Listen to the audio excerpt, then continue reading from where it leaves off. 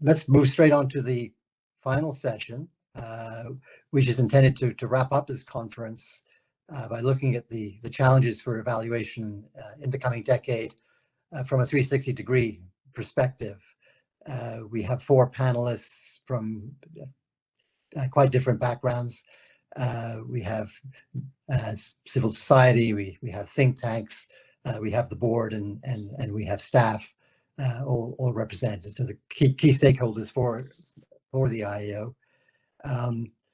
I'd also hope to save some time at the end for Q&A from the audience. I know we haven't had too much time for that during the conference so far, given that we're trying to stick within a limited time format.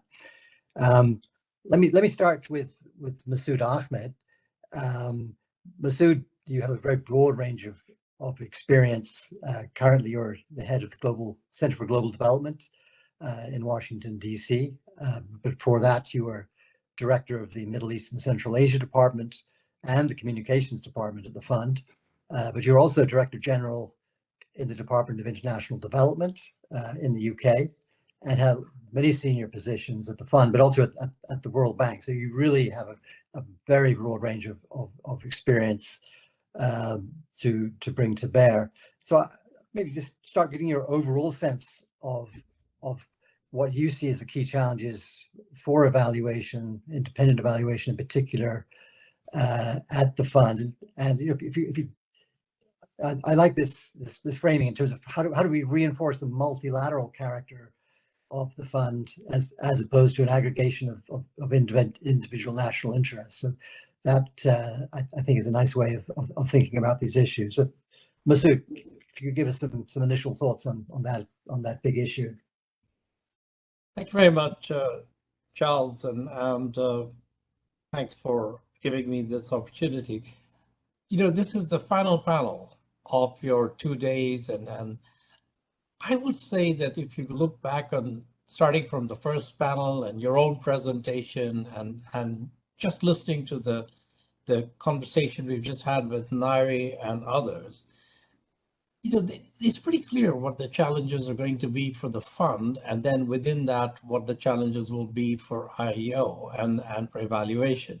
And I think, to me, what I take away from this, the 2 big challenges for the Fund that are going to be a little bit different from what we've faced you've faced in the last decade, is one, this big push to get the Fund involved in areas like climate, pandemics, other public goods, because that is where the agenda is shifting. And the Fund is seen as an organization by many outside and some on the board and some in staff as having a bigger role to play in it, and others who are a little more concerned about it. So that balance for the institution. And the second big challenge for the Fund is going to be what came out very clearly in the last session, the much more fraught nature of geopolitical relations, particularly between and among the major shareholders in the Fund, and how will that play through in the work of the Fund, and how will that affect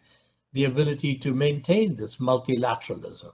And will the Fund become the safe space for countries that are otherwise at odds on many issues to use the space of the Fund to deal with common areas of concern? Or will the Fund itself become one of the tools for that kind of geopolitical sparring that is likely to intensify over the next decade? And I don't think the answer is that clear to me. I don't think it's so obvious. And actually, the 2 points I made are linked, because in a way, the safe space is increasingly going to be in the global public goods area where there are common interests. And that, to the extent you want to keep the Fund a safe space for multilateralism, you may be forced in terms of substance to focus more on the areas where the Fund is a little less comfortable going in, which is in these global public goods areas. So I think that the broad challenges are there. And I'm just going to end by saying one thing about the IEO, and maybe we'll come back to this in the conversation. The IEOs always face these questions of balance between how early you come in and how relevant you are in that way, versus waiting so that you don't trip over what the work of the staff is. I'm personally not a great fan of creating an alternative SPR in the IEO, so I would maintain a little bit of that distance coming in a bit later. But I think you can be a very important window on bringing in outside views at a time when the fund is considering alternatives. You've started a seminar series, which I think is a terrific idea. So rather than being an alternative policy shop, which is the danger that I see of getting too early into this, being a window to what others outside are thinking, because that has been something that has always been hard for the fund to manage to do, is to sort of bring in outside views that much. That could be a very useful role to play. And I think that would help in making it more relevant, but without turning it into a sort of, bringing too close to the operational work. And perhaps linked to that, I would also say, in terms of Tom made this point, Tom Burns made this point a little while ago, in the balance between insiders and outsiders, I think that over the years, my feeling is that the reliance on what I call quasi-insiders, or quasi-outsiders, depending on what you call them, people like me, for example, who spent a long time inside the institution, maybe we're outside now, or people who've retired. I think maybe a little less of us and a little more use of other background people to do the evaluations, and relying more on the ex-insiders to be a proxy for the staff and management in testing how effective and relevant the evaluation drafts are, may be a better use than using them to produce the evaluations. I think that's one final thought. So let me leave it with that. We'll come back to other questions. Thanks so much, Masood. Actually, that's a very good segue to my next panelist, Nadia Daar, who I think has never been on the payroll of an IFI. Probably probably the only speaker at this conference who has not been in one way or another on our payroll. Nadia, you're the head of the Oxfam's DC office. You oversee Oxfam's engagement and advocacy on the IMF and World Bank across a range of key issues. You previously worked at the Bank Information Center. I'd be really interested, Nadia, in your perspective on an issue which has come up a number of times, which is how well the IEO has actually contributed to this task of increasing IMF transparency and credibility over its 20 years. I think certainly the fund has changed, but has it changed enough? Does the IEO do enough to support this sort of transparency and that helps people like you provide constructive support for the fund while steering us in the direction that you think that the fund should be moving in? Sure. Thanks, Charles, and happy 20th birthday to the IEO. Thank you. And actually, just thinking about the role of the IEO and its relevance in preparing for the session, I was taking a trip through economic memory lane, I felt, when I was looking at all of the IEO's evaluations over the past 2 decades, and you really see, now it's looking at the COVID response. It was evaluating the IMF's engagement with the infamous Greece program at some point. It was looking at the 2008-2009 financial crisis, the poverty reduction strategies. When you look at the IEO's evaluations and its choice of evaluations, it was remarkably relevant at the time that it was doing these, albeit a few years afterwards by necessity. But I would just start by saying that I do think that will be one of the challenges for the IEO in the stages ahead, is figuring out where to prioritize given the ample number of issues that the IMF is getting involved in, that many have already spoken about in previous sessions, but also the number of crises and multifaceted crises that we're facing.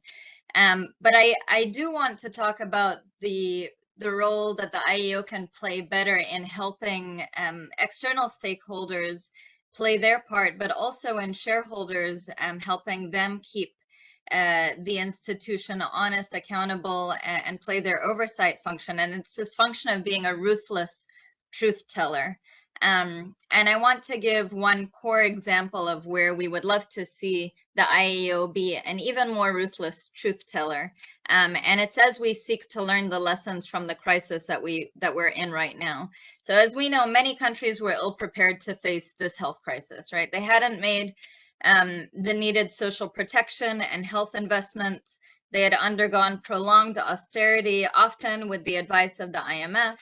So at what point can the IEO help the IMF step back and say, we need to review the fundamentals and evaluate the IMF's role in helping or supporting where we are today? So, I mean, in the first year of the pandemic, we were hearing a lot about the opportunity that this crisis gave us to reset, to ensure we don't go back to business as usual, the need to rethink economic policies in the longer term, you know, the timing of policies, the alternative policies, the mix of policies.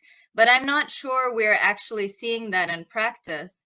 And in this regard, that's a critical role that the IEO can help the IMF play and be a ruthless truth teller on this issue. And, you know, the inequality issue is one of particular relevance, I think, as Professor Woods was articulating very eloquently. You know, there is deepening inequality happening. What is the IEO going to do at this stage to help ensure that the IMF is playing its responsible role in addressing inequality at the country level? And so, you know, as the IMF is doubling down on its lending to low-income countries, and there are several loan programs coming through, it's crucial that the IEO is leaving space to look back and scrutinize these programs as well and their impact on a fair and just recovery. So we want to be looking at the core bread and butter policy prescriptions that the IMF has and how those are impacting on these fundamental challenges, be them on inequality or even climate, for example. And just one final point maybe I'll get to is, because we've talked so much about governance, just to add a couple of points there. You know, with the increased and central stage that the central role that the IMF is playing in the global economy, the IEO can also really help the institution step back and consider not just is the IMF fit for purpose today, but has it modernized to the current standards of transparency, accountability, and fair governance? So does the current structure of the IMF and its institutional setting, for example, the quota system, which we've also talked about in this conference, or its formal and informal power relations, do those enable fair, efficient, and impactful decision-making? Does its governance system allow it to be objective and credible in its operations? Is the IMF on par with other multilateral institutions when it comes to transparency and accountability? I would say not, but if not, why not?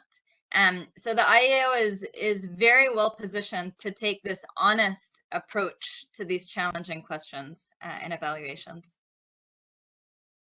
Well, thanks very much, Nadia. That's really interesting, and also I think it reinforces themes that we've been discussing over the past day and a half. Let me now turn to Pablo Moreno.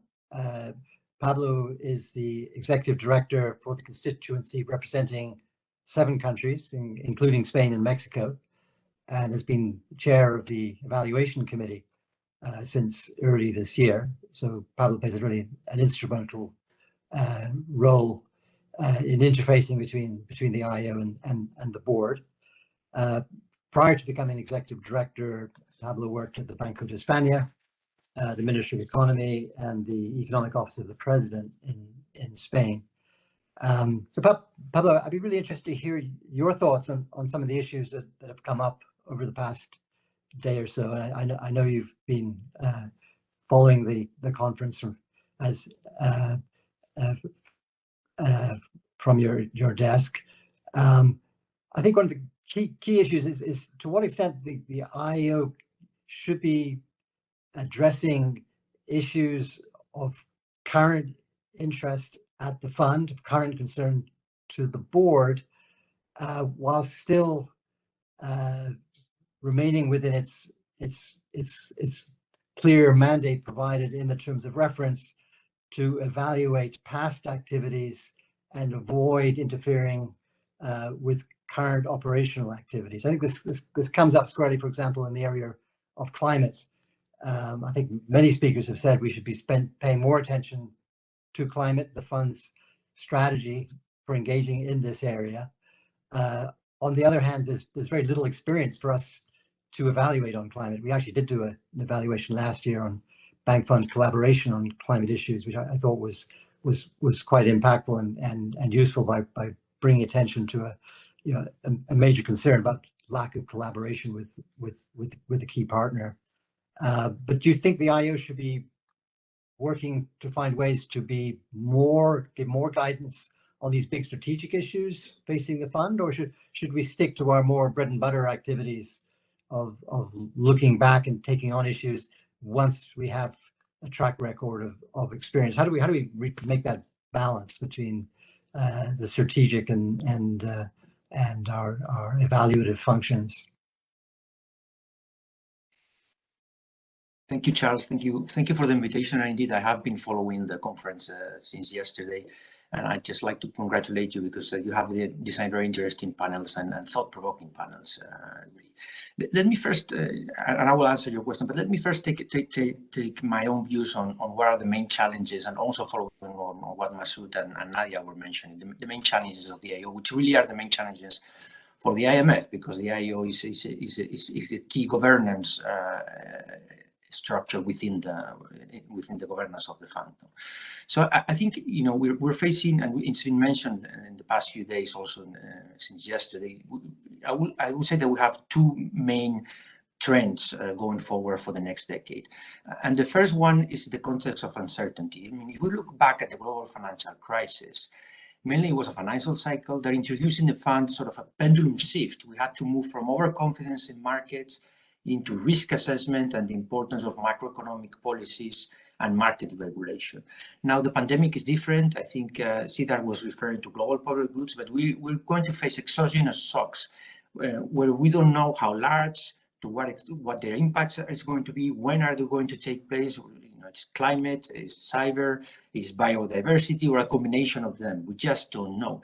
So this implies that the fund will have to react quickly. As an example, it took us 6 months to design the main policies of the global financial crisis. In the case of the pandemic, in 1 month, we had designed the main policy changes, other than the SDRs, which was, of course, approved this year. So the IEO will have to adapt to this reality, at least in 2 ways. One is to provide timely advice in a really learning by doing process, where the fund will have to adapt to the new crisis that is going to be facing. And second, extract lessons to build a more flexible IMF. I think we're facing another pendulum shift here now. We have to move from the risk assessment and crisis prevention into an overall policy of resilience. There is an IMF and economic policies that help us bounce back quickly from the crisis of a certain nature that we are going to be facing in the future. And I will highlight that the second biggest trend is that the trend of sustainability, and this is something that Nadia has focused on. I think that we are already there, Nadia, really. I mean, last May, we approved the comprehensive surveillance review, and we're basically saying that issues such as climate, inequality, demographics, quality of institutions are macro-critical. Of course, we have to, we do not have to forget the core objectives of the fund of fiscal, monetary, and financial stability. But we are saying that social and environmental sustainability are just as important as from a macroeconomic perspective. So the IEO, I think, will have to adapt to this, probably with new expertise. And I think, Charles, that you have already done it. Actually, the first report that you signed as director of the IEO on social protection was a forerunning on this general objective of sustainability. Now, turning to your specific question, Charles, I think, the way it is framed right now, it's the IEO should not, basically the rule states that the IEO should not get involved in operational activities, including current programs of the IMF. But I think that this framework has built-in enough constructive ambiguity for the IEO to conduct timely and relevant evaluation on ongoing policy discussions. And I think actually that you have been quite innovative in this respect. Indeed, you were mentioning the bank-FAT collaboration. It is the first short-term evaluation. The evaluation on the emergency response of the COVID-19 is the first one that will have a midterm review by the board. So these evaluations are allowing the IEO to provide feedback in a very short-term period, in a shorter-term periods of when the events are taking place, and they should be further explored. Maybe there are other alternatives to, for the IEO to get involved. And the managing director yesterday mentioned, that you are providing inputs in the review of the budget. I think there are other, but the IEO is an evaluator, is not a consultant. So that I think that's important. But there are other than evaluations. The IEO can provide feedbacks and inputs, for instance, in the periodic reviews of the policies of the fund, and I think this will be aligned with its main role of being, of supporting, of its mandate of supporting the board. Just one final remark I have to do. Masood was focusing on geopolitical risks, and this has come up, in a number of meetings. I think the starting point is this: the IMF, it is a public institution. It is not a central bank, it is not an academia, and it makes judgment calls and it makes political calls. And it is a public institution governed by quotas. Yes, there was a major reform in quotas in 2008, and more needs to be done. There's no doubt about that, and we are very concerned of the next review. And I take, I think Besma was mentioning it in the previous meeting on the need to increase the weight of emerging markets. But this is the starting point, and it is governed by quotas, and we have to assume it. And yes, we will have to adapt to the new realities, new geopolitical realities of the world, and this is certainly a main task. Thank you, Charles. Thanks so much, Pablo.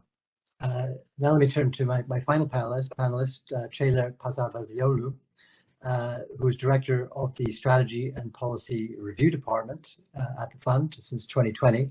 And this is the department that works most closely with us in the IEO, interacting on our evaluation and playing the key role in following up, putting together the implementation plan and coordinating the implementation.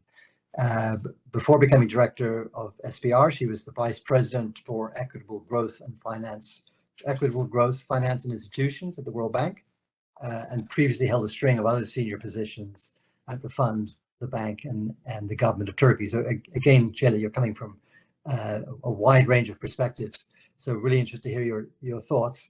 Perhaps we could start by an issue that was raised most strongly by Moises Schwartz, my predecessor as director yesterday, which is how to ensure that the IEO can be more effective in contributing to institutional learning at the fund. I mean, certainly, I know he was frustrated that he thought that the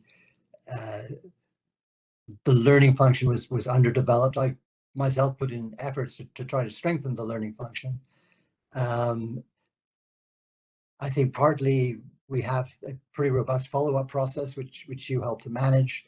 But I think there's also the question of whether we can move to a point where learning becomes more organic, not just sort of forced top-down through an implementation plan, but by staff absorbing more a culture of learning from its experience, drawing from IEO, but also from its own internal work on self-evaluation to learn how the fund can do better. I'd be really interested to hear your thoughts on that issue. Thank you, Charles, and very nice to be here with a great panel, and we can all be proud of the 20-year-old IEO. It has achieved a lot over the last 20 years, several hundreds of recommendations, and it has firmly established itself as a key pillar of the IMF governance. So I think there's a lot to be proud of. And as you said, you know, the fund is a learning institution. We're all learning, and we are going through complex times. We discussed this already in this panel and was raised earlier. You know, as you mentioned, I have sat in different parts of the table, at the fund, at the bank, at the private sector, in Turkey, and it's very clear that you need to really learn from each other, collaborate with different stakeholders, but also make sure that we shape our collective thinking on core issues. And this is where I think the IEO has played a key role.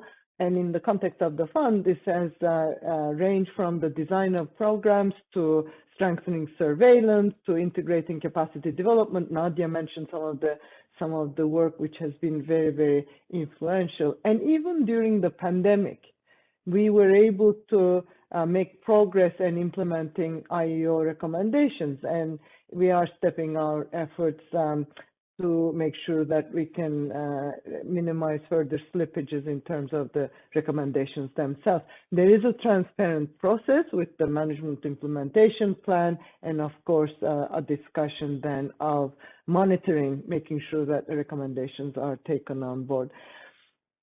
I think there is a very important aspect of what you mentioned in terms of, you know, how do we make sure that the fund can continue to be a learning institution, and how do we make sure that we work very closely with the IEO in this context. I think I would like to give a good example, a recent example, which I think is very relevant in terms of what we have been discussing, and that's the recent IEO evaluation on bank-fund collaboration. So this was a bank, you know, you did a great report on bank-fund collaboration on macro structural issues, very focused, very concise, not, you know, thousands of pages of a report, but very concise with very concrete recommendations. And even though it was retrospective, it was really very useful as we are now embarking on this resilience and sustainability trust, and we really need to work very closely, not only with the World Bank, but also other MDBs and of course, and many other stakeholders. So I think the fact that as we discuss how do we support the transformational change in low-income and middle-income countries, and how do we make sure that we take into account the expertise built up in other institutions, is a very good example of how IEO has been really critical at a very important juncture. I think to make sure that we all work well together, and I think Masood mentioned the key challenges for the fund. Everyone talked about the complex trade-offs, policy trade-offs as we try to end the pandemic, accelerate recoveries with you know, greener digital economies and so on and so forth. All this will require clear calibration, clear prioritization, and also building up our expertise in areas where we need to focus on these issues. And that doesn't mean we all of a sudden become climate experts or, you know, pandemic experts, but be able to incorporate these important elements in our work. Thanks, Ceyla. Thanks, Ceyla. So I'm going to have another round of questions with my panelists, but I also would like to encourage people in the audience to put questions in the chat box, because I do want to open up the conversation. This is the last opportunity to do that. But let me come back to Ceyla. I mean, you have a very senior experience both at the fund and the bank. And I'd be interested to hear your thoughts on how the fund compares with the bank in terms of its learning culture, and in particular how it learns from evaluation, both independent evaluation by the IEO and the IEG, but also self-evaluation that's done within both the fund and the bank. It'd be interested in your perspective on that, and whether there are lessons for us in the IEO coming from your sense of the bank experience too. So Masood was laughing because I think it would take us a long time to compare the two institutions. I think from a learning perspective, though, we are not that different. I mean, both institutions are really clearly know very well that these are knowledge management institutions. I mean, the bank likes calling itself the knowledge bank. So it is really critical to make sure that we take into account learnings in each institution. I think one big difference between the fund and the bank is the bank has a very, very broad mandate. So there are many issues that colleagues look at. So prioritization sometimes is a bit more difficult, but I think I would like to think that both institutions care and take action to incorporate knowledge. What and self-evaluations are, of course, are very complementary, right? Because self-evaluations take into account what we learn, and it can be also much more on current aspects of our work program, and we use the learnings from the IEO as we do self-evaluations. And I would like to think that the IEO uses the self-evaluations of the fund as it does its own work. I think one issue I would like to stress, both, and this is from the experience at the bank and also at the fund, is that increasing the impact of evaluations requires efforts by all key stakeholders, right? And you have some of them around this table, the board, but we also have, of course, the management and the staff. Of course, we have the IEO here. So the management and staff really need to focus on implementation and make sure that we take the recommendations into heart and work on them. And IEO, of course, needs to make sure that it prioritizes, that it's substantiated. Many of these points were raised.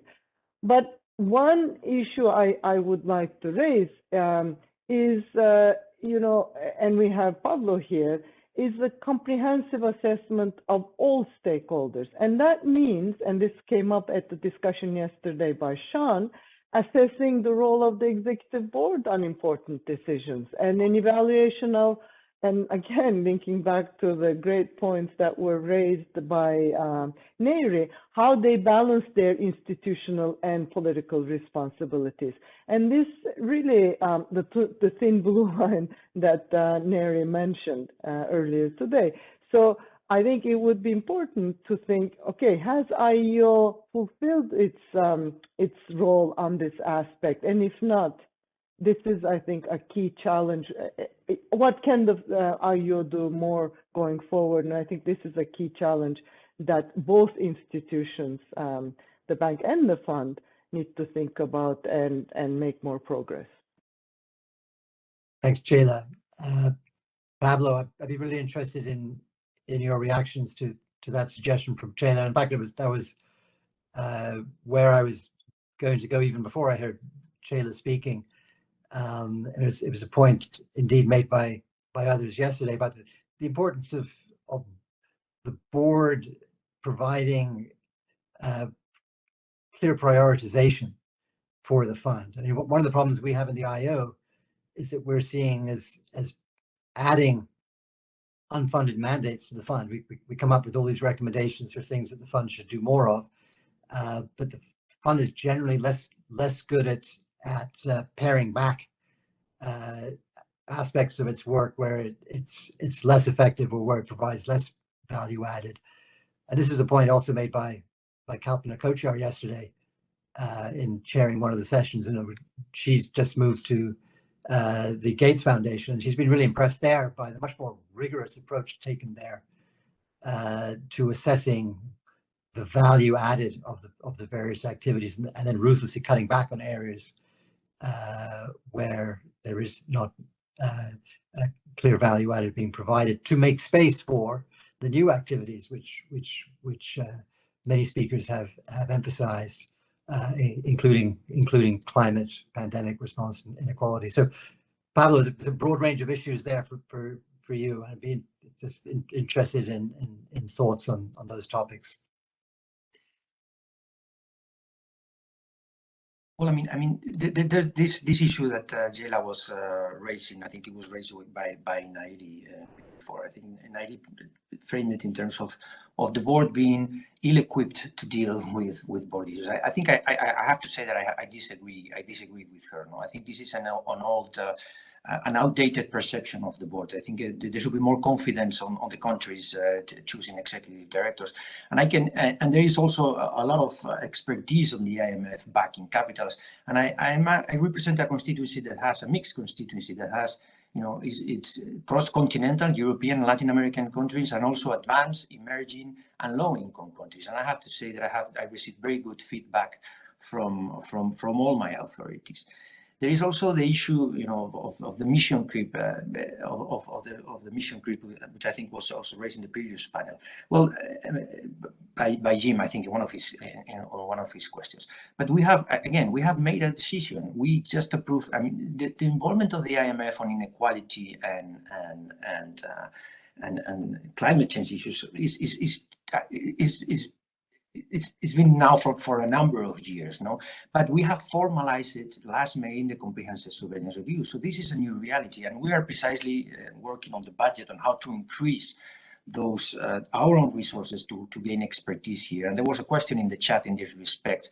Of course, the other element is good collaboration where the expertise is, and here, again, the bank fund collaboration evaluation that you made is particularly useful, and we are precisely working how we can cooperate with the fund and in climate issues. Again, this is an issue not only about surveillance, because we are already discussing the Resilience and Sustainability Trust, which also actually entails that we are going to get involved in these issues also with our lending. But let me take on one issue that will go, into your role, and Ceyla was talking about analyzing, also the board's role, and I think here, again, this is a political institution on its. I don't agree with the previous panel where they said that this is a technocratic institution. It's a combination of technocratic and political, but the weight is political, and I don't think there should be any doubt about that. But again, going to your role, Charles, how should you be a trusted advisor or ruthless truth-teller? I think the balance is on the learning side, but there are some times when and we have, I don't want to elaborate too much on that, and I think I agree with Moises Charles' comments yesterday. That was your question to Ceyla, and the need to engage in dialogue. Dialogue within itself with staff is an end in itself, and it facilitates contact with staff. But sometimes you need to be a ruthless truth teller, and you can do that with the board as well. I have no problem with that. And there was an issue of governance, a report on governance. I think it was 10 years back. But I will put an example, and that is the IMF performance, the evaluation on the IMF performance to the run-up of the crisis. I think it was instrumental. It highlighted the silo mentality, the prevailing, group thinking that financial markets will self-correct. And I think it was instrumental in moving the IMF into a more proactive culture of crisis prevention. I wouldn't say more. It was very important in probably shaking up a culture of too much self-pride inside the IMF. So this type of evaluations sometimes are needed when things are not moving enough, even though the main weight of the balance should be on the learning side and in the collaboration. And I think an important element also mentioned by Sean Hagen yesterday is that the advantage of the IEO is that you are inside the institution and you have a very good grasp of the fund's mandate. It's been 20 years. You've proven that you're very useful, and I don't think you're that dangerous, Charles. Thank you. Thanks, Pablo. So Nadia, I'd be really interested in your thoughts and reactions to what others have said, but I'd also like perhaps to follow up on a point you made at the end of your previous comments, that there's still room for the fund to modernize its transparency systems, that comparing the fund to others that you work with, you think, in fact, the fund does lag behind, is not on the frontier. Be interested to hear some further thoughts on that issue as well, and what the IEO could do in order to support more effective transparency for the fund. Great, thanks. Yeah, no, it's a good question. I think, and maybe it goes back to this question of also comparing with the World Bank, which is another institution that I pay close attention to. And we can just take the example of transparency and accountability there. So with transparency, I mean, I think the IMF still, actually, it's interesting because the IMF has done a great job through the COVID crisis of really having as much information as it possibly can have, in my opinion, accessible on its website. But a couple of areas that are still lagging. One is on technical assistance. There's no transparency in the technical assistance work that the IMF is doing. So you get, the broad program, but we don't really have a lot of disclosure of information on that front. And I think it is a big part of it, is one of the 3 core areas that the IMF is supporting countries on. And so there's a lot more room there on transparency. But I also want to talk a bit about accountability, because it's interesting in thinking about the IEO's mandate, right? It is this backward-looking mandate, and not really interfering with the operational activities as they're happening. But it also has resulted in a bit of an accountability gap, in my view, for the IMF. And it is that gap that exists in what is currently happening. So as things stand, there's no mechanism to trigger an assessment of ongoing activities to support course correction, right? So in a loan program, you have these periodic reviews, but they're reviews of government's implementation of an agreed set of reforms rather than a review of negative impact, for example. There are no current mechanisms for external stakeholders to officially raise a red flag and say, hey, there's a major challenge here, there's a major problem. I'm talking about a formal mechanism where these flags can be raised. And it's a gap worth thinking through further. And it may not be a role for the IEO necessarily that helps fill these gaps, but it is possible that the IEO is simply not enough. And it is sort of that whole framework of accountability and opportunities for external stakeholders to be raising some of these concerns. Maybe I can just touch on one issue that Pablo has mentioned a couple of times on the comprehensive surveillance review, and that the IMF really is coming, and doing what it can on these various issues. But I do want to take the issue of inequality specifically, because you're right, the IMF has come a really long way in recognizing the threat of inequality, its potential impact on growth and stability, and really its macro-critical nature of extreme inequality. We've seen it in speeches, in great research coming out of the research department. But unless the IMF, and this is a point I was trying to make, maybe not eloquently enough in my first intervention, if the IMF is not able to step back and look at the impact of its own core bread and butter policy prescriptions on inequality in countries, it risks repeating some of those mistakes. And I think the IEO has a really key role in helping to unearth these issues. Thanks, Nadia. That's all interesting points. And actually, we are now doing an evaluation of the fund's capacity development work, which will, among other things, look at this issue of the adequacy of the dissemination of the results of capacity development. So we will indeed be taking a look at that issue. I think your point about the accountability gap in terms of course correction of longer programs is an important issue that we haven't yet tackled. But I think we can tackle the issue from a strategic level to look at whether the fund does have sufficient mechanisms for course correction without proposing that the IEO itself be part of the solution of the problem. I mean, that's an issue that arises in the context of particularly large multi-year programs with exceptional access programs, which is one of the topics that we do have in mind for a future evaluation. So I think that's good food for thought that you put on the table. Let me now come back to Masood.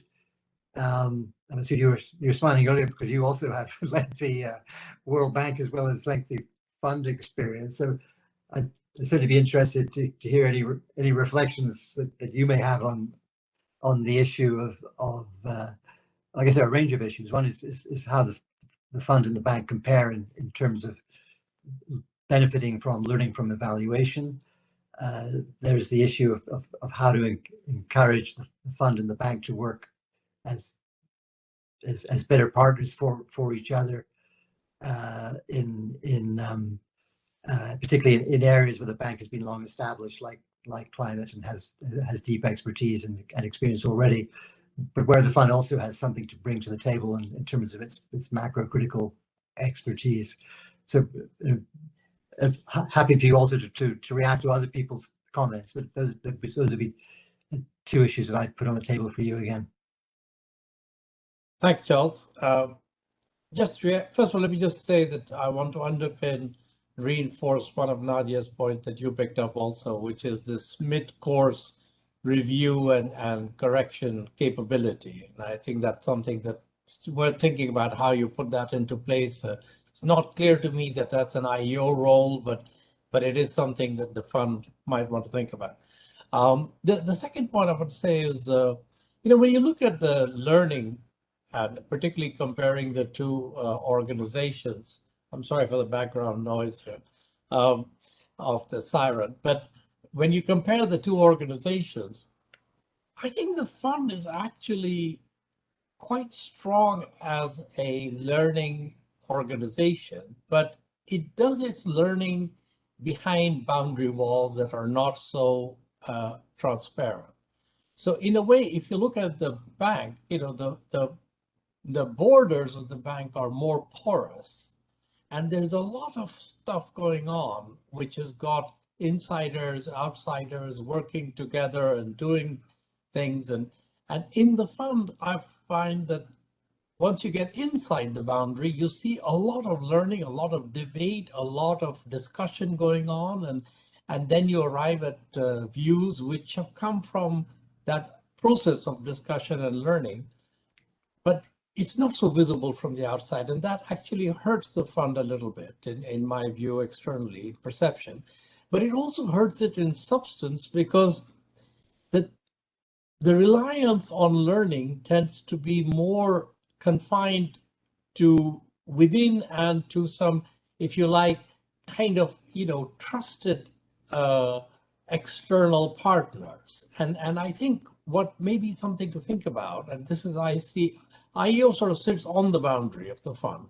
So, IEO can be a place where you encourage a bit more of the diversity of views coming in and providing perspectives. And I referred earlier in my earlier comments on the sort of seminar series you've started. So some format of doing that could be helpful to the learning. I think the fund is pretty good in terms of that, taking on board the lessons drawn. Because for me, learning really has two parts, right? I mean, you draw lessons, but then you internalize those lessons and change practice. So until you change your practice, you really haven't learned anything. I mean, you've just basically drawn various interesting insights, but the learning only comes when it's reflected in your change.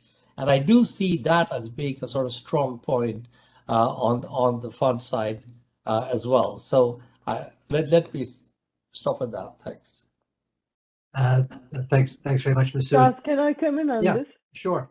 So we talked a little bit about self-evaluations, and that's exactly, I think, what this mid-course correction is relevant for. And I was trying to say that, we do take into account lessons that are from the IEO evaluations as we do the self-evaluations, and then the IEO can also pick up the self-evaluations of the fund and And also, you know, are the recommendations correct, or are there things that we didn't see correctly, and we need to perhaps refine or rethink? So I think there is a continuum in terms of, you know, what the fund does, the self-evaluation, and then the IEO evaluation, which is very important to contribute to that process.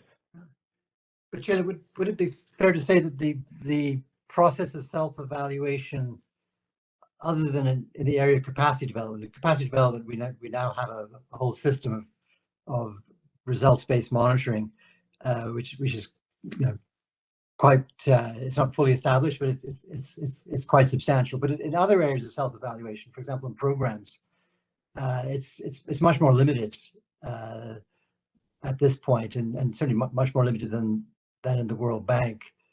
So I just wonder whether there's room for building up the process of self-evaluation and more systematic attention to learning and more systematic attention to mid-course correction within the fund staff.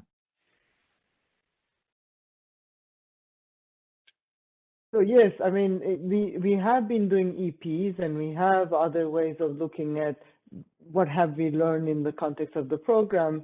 But you're right, there may be more opportunity to do more and do it more systematically. I may on this. I think, Pablo. Yeah, I think in terms of the self-evaluation, of course, there are the EPs, and the staff has a continuous self-evaluation internally. Now, formally, the self-evaluation, I think, it's been in a process of change. You know, so basically, it has migrated in practice to the periodic policy reviews that we have of the fund. They used to be triennial. Now they're taking a long time. Of course, the COVID is part of it because we had to focus our resources on the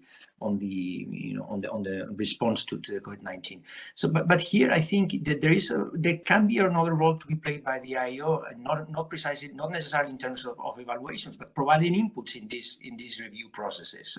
You know, even in the concept note, what is the scope of the review process? What should be the goals? They can provide inputs in terms of notes, you know, feeding from past evaluations. And I think there could also be a role for the IEO to give their own input in the formal and informal reviews of the board on these periodic reviews of the fund's policies, which goes also, you know, it inserts in the mandate of the IEO to support the board. They don't have to be evaluations. It can be other type of products and assessments by the board. But I want to take up also on a couple of issues. Masood was mentioning the culture. I totally agree. The fact that we're an institution that looks at ourselves, that, you know, from past mistakes, it increases our accountability and our credibility. So this is something to celebrate. And I think there is room to improve the internal culture on the fund of that. Actually, we just created the Office of Innovation and Change last February. So maybe this could be one of the centers that could, you know, instill that changing culture in the fund. And also answering to Nadia, I mean, I couldn't agree with you more, Nadia. I will definitely support an IEO evaluation on equality. I have just the same concerns that you have. Thank you. Thanks, Pablo. Nadia. Oh, Masood, did you want to come in or? Okay. So first of all, fantastic. Let's get this evaluation on the books and the resources from the board to do it. But I just want to mention one point because I haven't mentioned it, and I feel like I think it's important. When talking about accountability, transparency, modernizing, governance, course correction, there is no formal policy that the IMF currently has to engage with external stakeholders. There is guidance, there are discussion notes, there is a great civil society team, for example, but there's no mandate by policy that we can hold the IMF accountable to do its due diligence before programs and during programs and ex post assessments with community, civil society stakeholders in countries that can help with that course correction that we're discussing, and that can help also with assessing distributional impacts, that can help with looking what we can expect at the country level before and after programs. So I just want to put that out there as something that's also missing from the overall accountability framework here.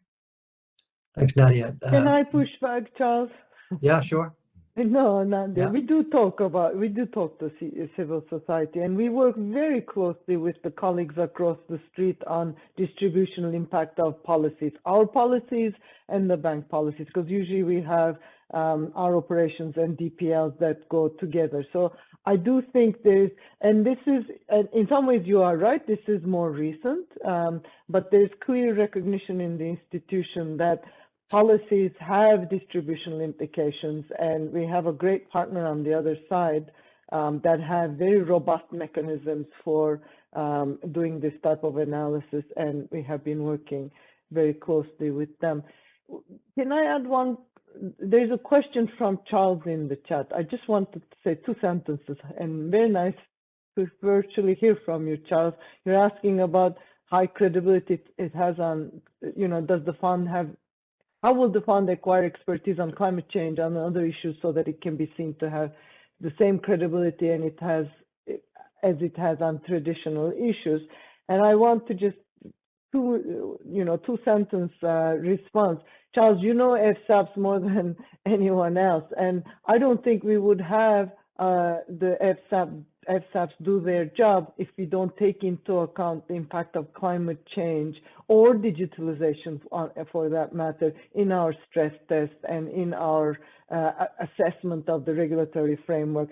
Similarly, I don't think we will be doing our job if we don't incorporate these issues into our debt sustainability analysis. So I think it's doesn't mean we become, water sector experts, but we understand the implications and incorporate the transmission mechanisms and the implications as we do our work. I think there's an issue of how does the fund go about establishing itself as having the expertise to do that sort of work? Do you think the fund has? I mean, it certainly has a number of people who are experts in some aspects of climate, but to be able to be seen as a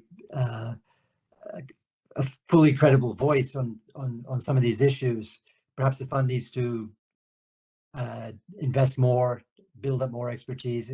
Is the fund set up to be able to do that? That's why we are trying to increase our skills in this area, as you know. Yeah. Okay. Masood. Yeah. Can I just come in on two points, I think, on this? One, I want to come back to the exchange that Nadia and Ceyla had about sort of in-program midterm accountabilities, and no doubt, I mean, I've been on the other side as well doing programs, so no doubt, mission chiefs try to reach out and try and do it. I think that we can get only so far through this current mechanism. That's where I'm a little bit closer to where Nadia is now on this. You can get so far with the current approach because often the policy discussions, the counterparts, that you're talking with in government are not enthusiastic about having a broad discussion of them either. And it would be helpful if the fund had something stronger than good practice to back up that process, to overcome that initial reluctance that exists sometimes in countries to sort of say, let's just agree everything and then we'll communicate. And I think that's the wrong sequencing. So maybe just something to think through in terms of whether we are reaching some limits of how far one can get with just good practice. And the other point I wanted to come back to is the point that was raised about that Charles raised and that Ceyla, you responded now.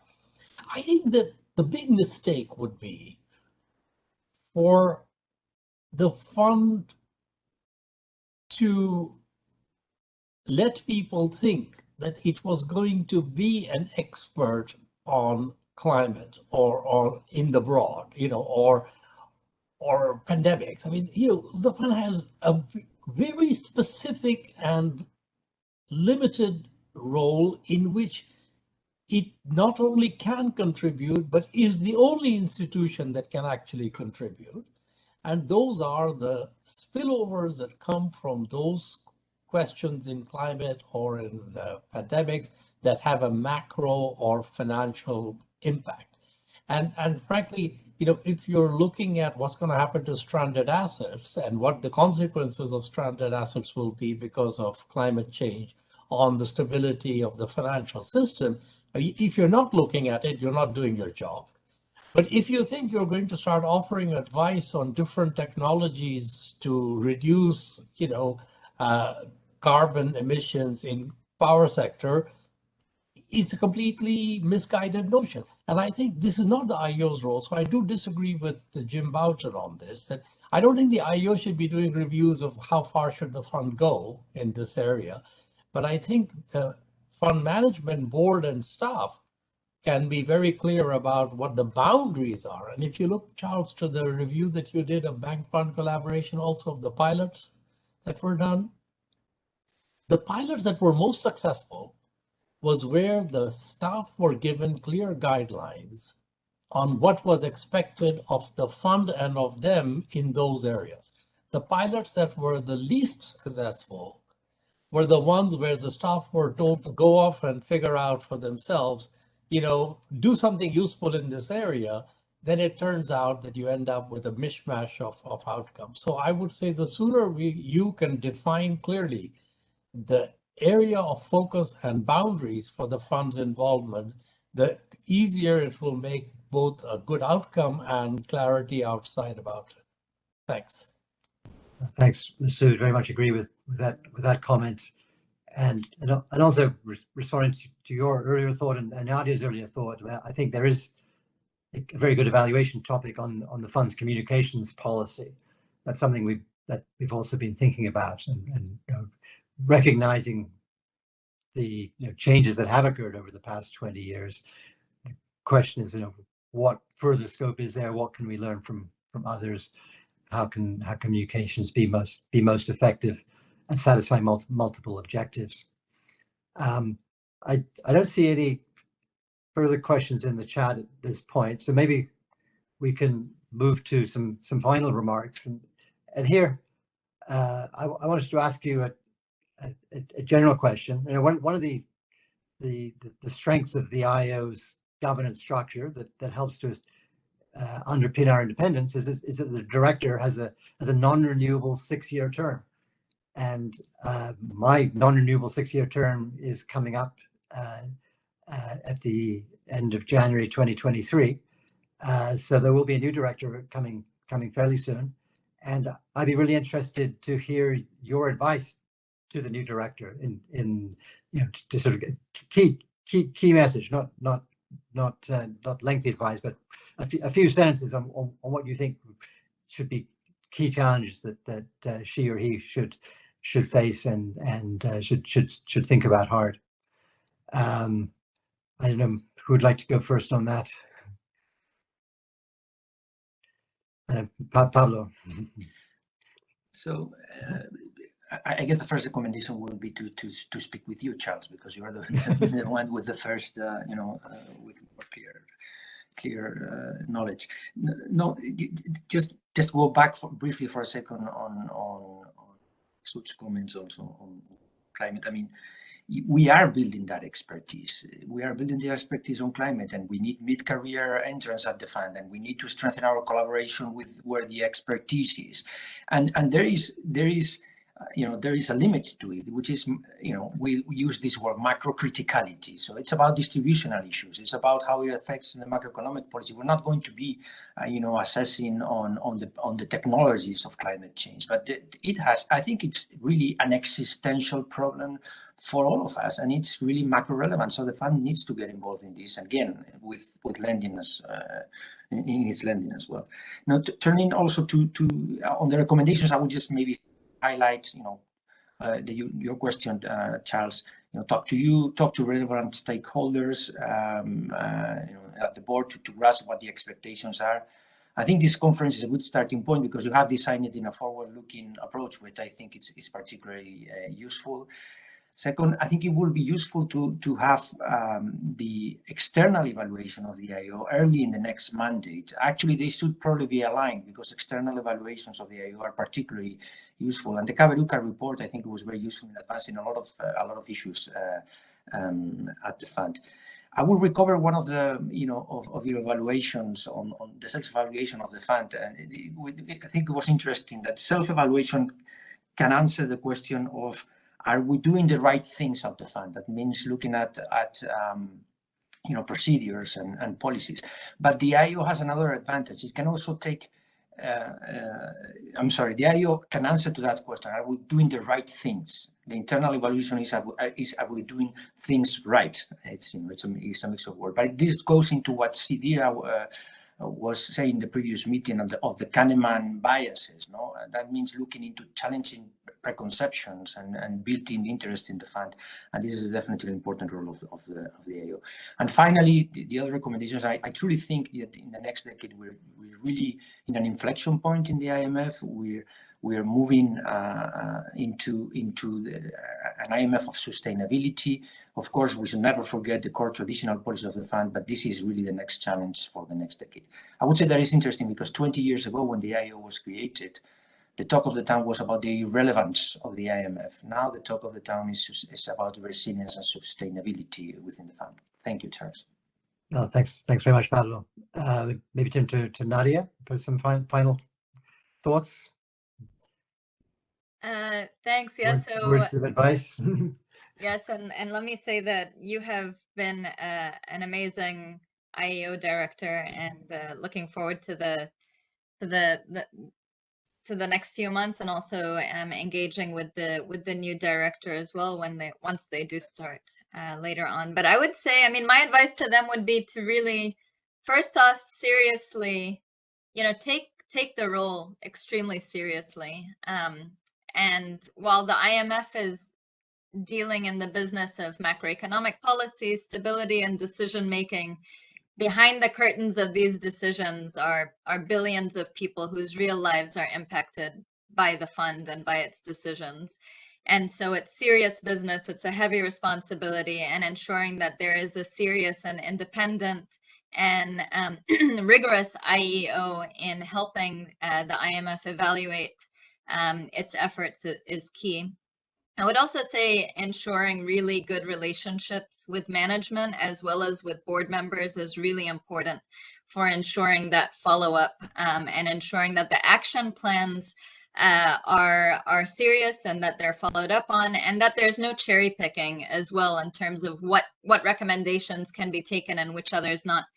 So for example, just by way of example, in the last evaluation on growth and adjustment and IMF supported programs, the IEO recommended that the IMF pay more attention to social and distributional consequences. And that wasn't necessarily one of the recommendations that management took forward for lack of resources, it stated. And so if there is a genuine resource issue there, having those relationships with the board also to ensure resourcing for these recommendations is really important. And then finally, I would say, to be honest and as transparent and consultative as possible. I think the IEO, I've been very impressed with how the IEO engages with external stakeholders in its evaluations, and has done so increasingly over the years. But it could ramp up that further by engaging with a more diverse group of actors, especially from the Global South. And that can also be helpful in the follow through in terms of having verification from other external stakeholders on how management is following through on IEO's recommendations. Thanks very much, Nadia. That's all very good advice. Masood, final words of advice.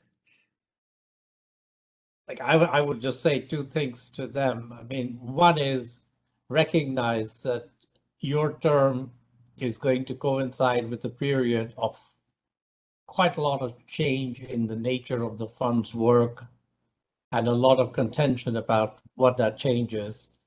And I think it's important, and the geopolitical context within which the fund will work. And it's important that IEO carve out both what the consequences of that will be for its work, but doesn't become too drawn into things that, be careful not to get into mission creep, because you're sort of rushing off to be part of what you think is a interesting discussion. Be careful about what your own role is. And the second thing I would say to them is that maybe this is the period when it can play this role of being a window to the world and a connector, in the way that Nadia was saying also now, of being a place where you can bring on board and convene and benefit from the sort of diversity of perspectives and views on some of these issues, which would be helpful as part of the learning process. Thanks very much, Masood. Ceyla, you have the last word on this. How nice. I mentioned some of these issues, but I think the IEO has been great. So you can hand off a great IEO and ask them to continue the good work. And I would summarize, in my mind, there are three key issues. One is, as Nadia said, very close coordination, consultation with all stakeholders, and I underline all. Second, shorter, targeted, focused evaluations on most pressing issues, because it's a burden on the IEO, it's a burden on everyone else, and we really need to make sure that we focus on the key pressing issues, which are really instrumental for the work of the institution. And third, an issue which I mentioned before, really a comprehensive assessment of all stakeholders, including our board, and what is the role they play, and their, as Pablo said, incorporating that into the findings and perhaps acknowledging that these are some political choices. But otherwise, it's not a comprehensive evaluation if you leave a key part of the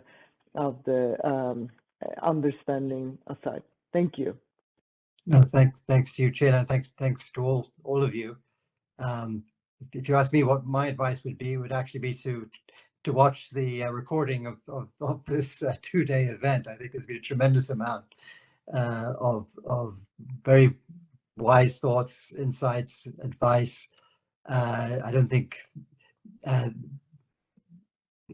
we've provided answers as to what the IEO should do.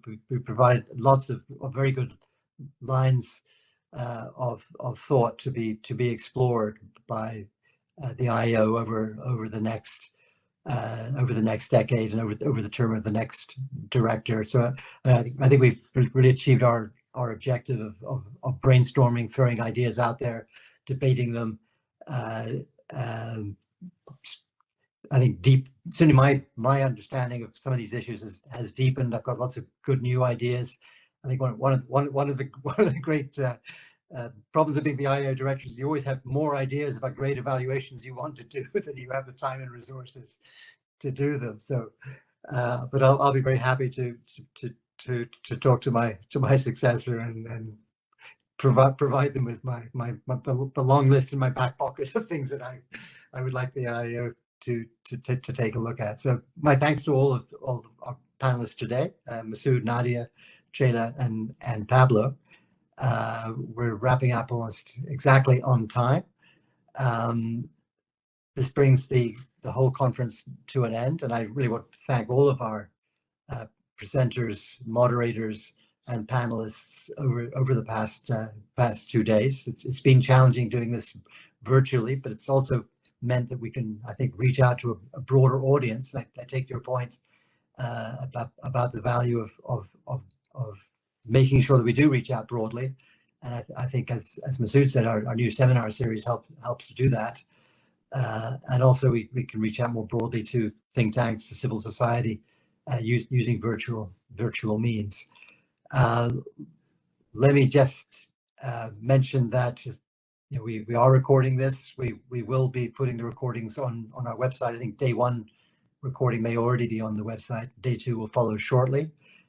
We'll also be sharing presentations and remarks by our featured presenters, but we'll also be working towards putting together a book next year based on all of this material that will include comments from the panelists as well as presenters. And of course, panelists will all have a chance to provide any further adjustments or as they wish on that material. But I do think it would be valuable to have a permanent record of all that we have discussed over the past couple of days. And indeed, you know, we did a book 10 years ago, and I myself often look at that book for reminders of our experience. So we're going to be committed to producing that book.